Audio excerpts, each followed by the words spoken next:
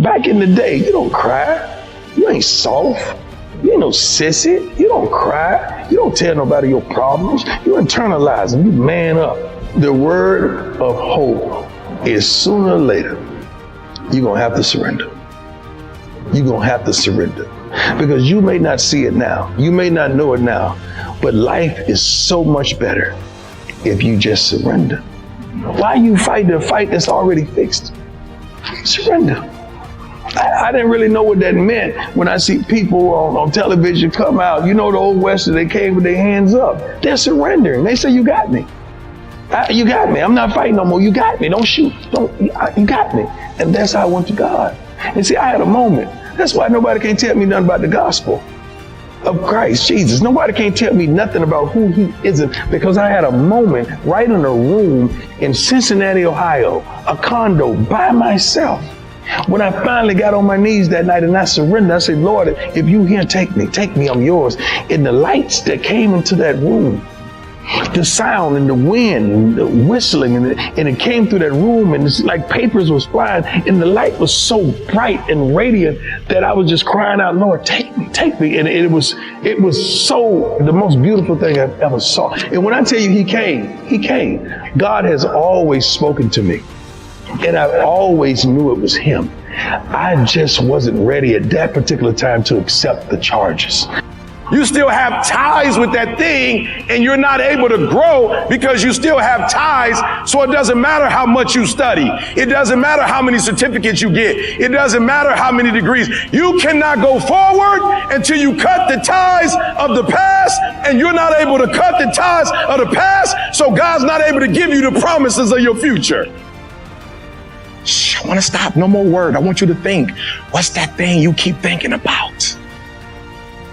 I want to stop right now. What's that thing you did that you keep thinking about, or you did to somebody that you keep thinking about and you hadn't gotten freedom from it? What's that thing? I want you to stop right now and look at that thing and let that thing go.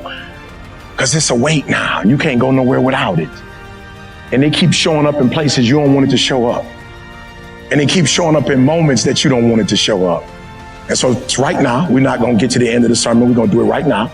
Whatever that thing is, I just want you to close your eyes and I just want you to give it to God right now.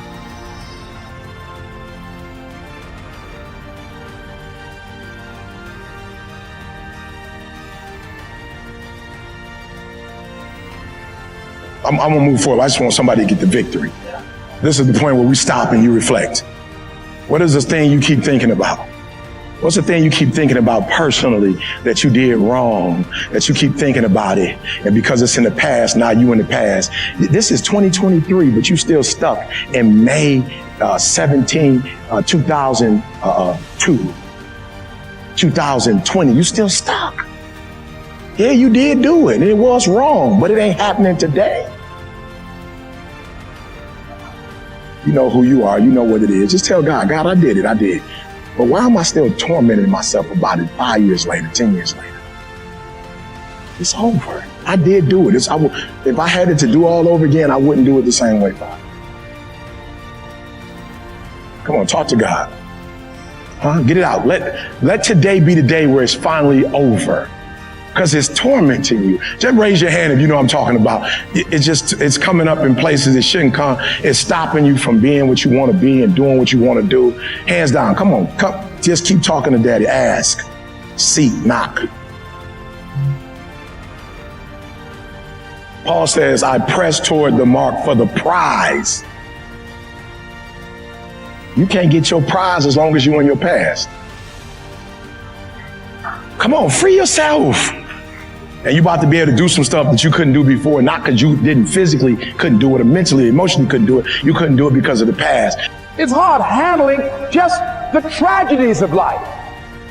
It's hard. When you're working on something and you put everything you have in it, and it doesn't work out, you lose your money and other people's money. It's hard. It was rough when I lost my job, and I could not find a job. It was humiliating and embarrassing, borrowing money, and then I couldn't pay the money back when I told them I would.